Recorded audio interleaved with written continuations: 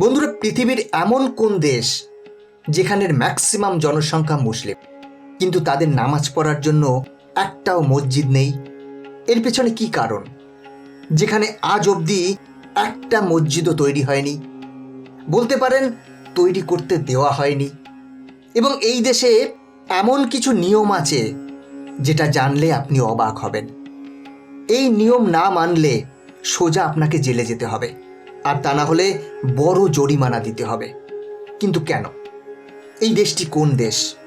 বন্ধুরা, সমস্তটা বলবো আজকের এই ভিডিওতে। অনেক অজানা তথ্য জানতে পারবেন। তাহলে চলুন শুরু করা যাক। বন্ধুরা, সমগ্র পৃথিবীতে অনেক ধর্মের লোক বাস করে। সবাই নিজের নিজের ধর্মকে দৃঢ়তার সাথে পালন করে। সেখানে আমরা যদি একটু লক্ষ্য করে দেখি, তাহলে দেখতে পাবো পৃথিবীতে দুটি ধর্ম আছে যাদের জনসংখ্যা সব থেকে বেশি। প্রথমটা মুসলিম এবং দ্বিতীয়টা ঈসাই মানে খ্রিস্টান ধর্ম। এদের জনসংখ্যা সব থেকে বেশি। বন্ধুরা, আমরা সবাই জানি যে প্রত্যেক দেশে চার্চ, মন্দির, মসজিদ, গুরুদ্বার এই জন্য বানানো হয় যাতে সব ধর্মের লোক নিজের নিজের ধর্ম পালন করতে পারে, পুজো অর্চনা করতে পারে। ফলে সেখানে শ্রদ্ধালুদের ভিড় লেগেই থাকে। কিন্তু আপনারা জেনে অবাক হবেন যে পৃথিবীতে একটা দেশ এমনও আছে যেখানে মুসলিমদের জনসংখ্যা বেশি হলেও মসজিদ একটাও নেই, এবং মসজিদ বানানোর পারমিশনও নেই।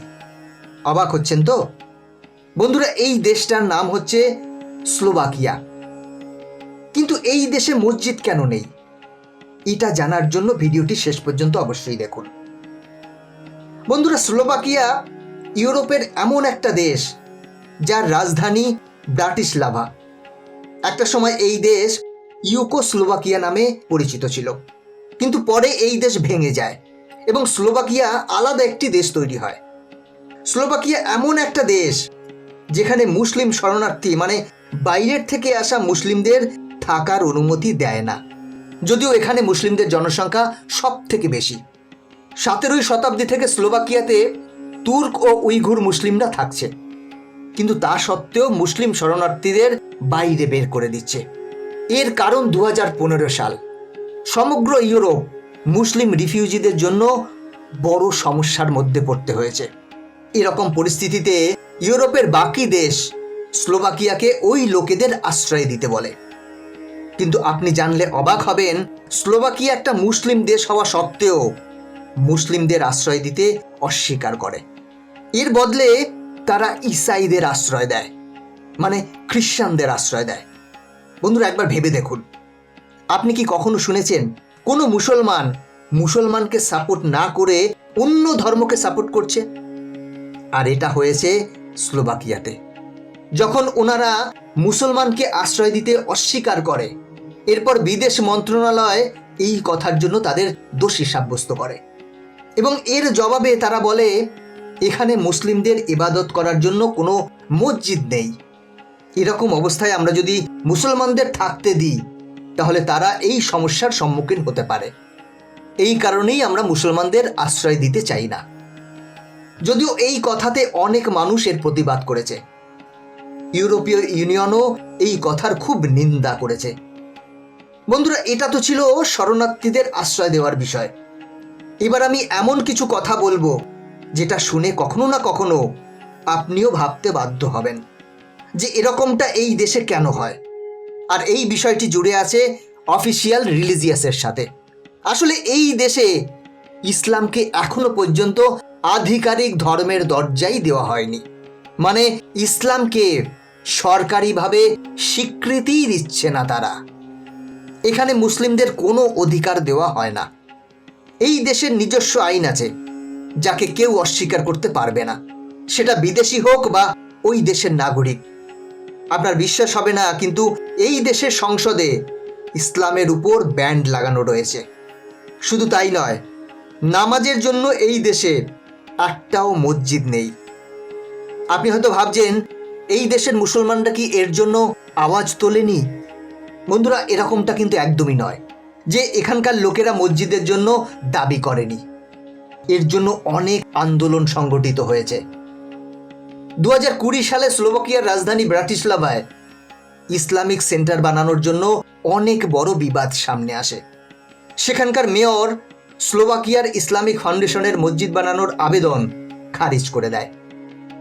জানলে অবাক হবেন, স্লোভাকিয়া দুনিয়ার প্রথম দেশ যেখানে ইসলামকে ধর্মের দৃষ্টিতেই দেখে না এবং তাকে অসাংবিধানিক বলে। এই বিষয়ে স্লোভাকিয়ার এক প্রভাবশালী মন্ত্রী রবার্ট ফিকো বলেছেন, ইসলাম কোনো ধর্মই নয়, জাস্ট একটা সম্প্রদায় মাত্র।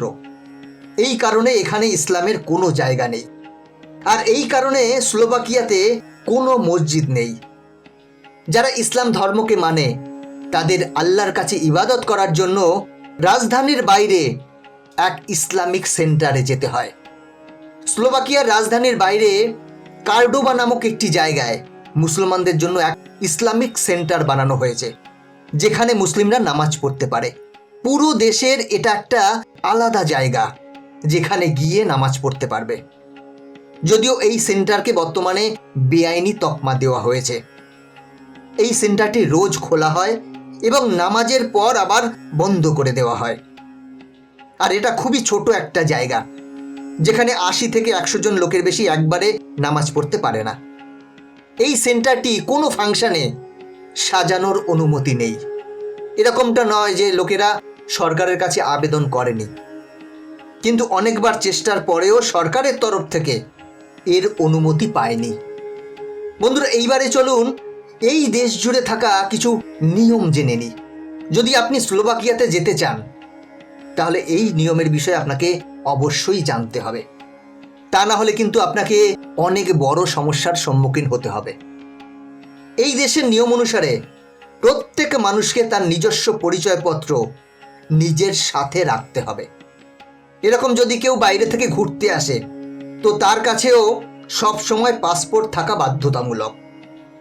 আপনি জেনে অবাক হবেন, এই দেশে কোনো নয়েজ পলিউশন বা ডিজের মতো কোনো জিনিস যদি চালায়, যার কারণে যদি কোনো মানুষ বিরক্ত হয়, তাহলে সেই মানুষের জন্য কড়া আইন বানানো রয়েছে। শুধু এটাই নয়, এখন যেটা আপনাকে বলতে যাচ্ছি সেটা শুনে আপনি অবাক হয়ে যাবেন। বন্ধুরা, এই দেশে সকাল 10টা থেকে সন্ধ্যে 6টা পর্যন্ত যদি কোনো মানুষ তার রাগের উপর নিয়ন্ত্রণ করতে না পারে আর কারোর সাথে খারাপ ব্যবহার করে, তাহলে তাকে পুলিশ ধরে নিয়ে যায় আর তাকে মোটা টাকা জরিমানা দিতে হয়। বন্ধুরা, একবার ভাবুন, এই নিয়মটা যদি ভারতে চালু হয় তাহলে কেমন হবে? সকাল 10টা থেকে সন্ধ্যে 6টা পর্যন্ত কেউ রাগ করতে পারবে না। আপনার কি মনে হয়? কমেন্ট করে জানাবেন। আজকের ভিডিও এখানেই শেষ করছি। পরবর্তী ভিডিও দেখার জন্য চ্যানেলটি সাবস্ক্রাইব করে বেল আইকনটি প্রেস করে রাখবেন। ভালো থাকবেন, সাথে থাকবেন।